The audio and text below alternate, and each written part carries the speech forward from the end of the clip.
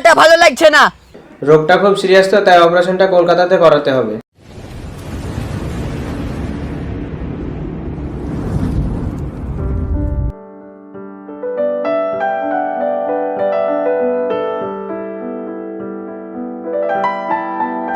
ওই বন্ধু, এই বন্ধু থাম।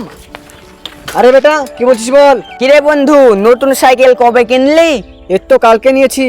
আব্বা বিদেশ থেকে টাকা পাঠাইছে, তাই কালকে মা সাইকেল কিনে দিয়েছে। সাইকেলটা তো অনেক সুন্দর, আমাকে একটু চালাতে দে। কত বড় শখ দেখো না। যা বেটা, আমি সাইকেল দিতে পারবো না। তুই নিজে কিনে নিজে চালাগা। আইসে তো সাইকেল চাইতে। একবার চালাতে দিলে কি হবে, দে না একটু। একবার বলে শুধু আমি দিতে পারবো না। যা বাড়ি যা। আচ্ছা দেখিস, আমি নিজেও সাইকেল কিনবো, তারপর তোকে দেখিয়ে দিব। আরে যা যা, আগে একটা কিনে দেখা, তারপর কথা বলিস। আরে যা, আমিও একটা কিনবো।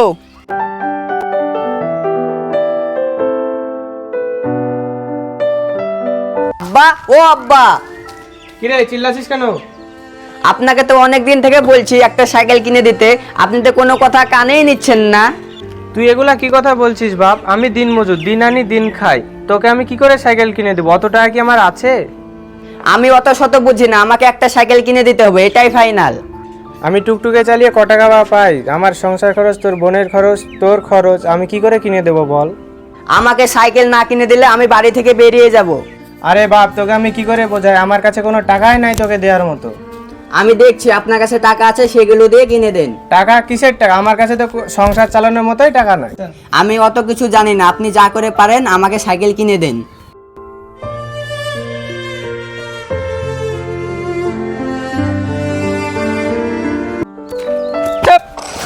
আরে যা বেটা, ভালো লাগছে না।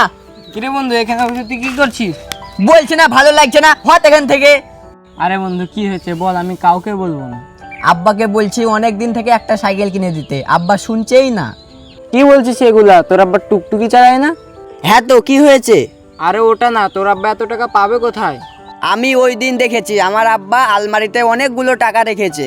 তুই জানিস ওখানে কতগুলো টাকা ছিল? আমি গুনেছি নাকি? তাহলে তুই কি করে বুঝলি ওখানে অনেকগুলো টাকা ছিল?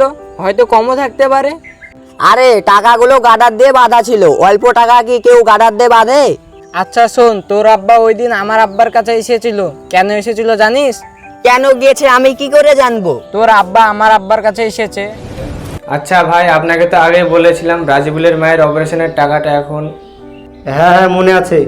তোমার জন্য কিছু টাকা সারকে রেখেছি, তুমি বসো, আমি আনছি। আচ্ছা।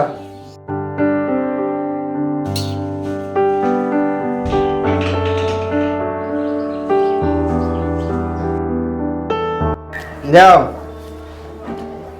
তাহলে অপারেশনটা কোথায় হয়েছে? রোগটা খুব সিরিয়াস তো, তাই অপারেশনটা কলকাতাতে করাতে হবে। আচ্ছা ঠিক আছে।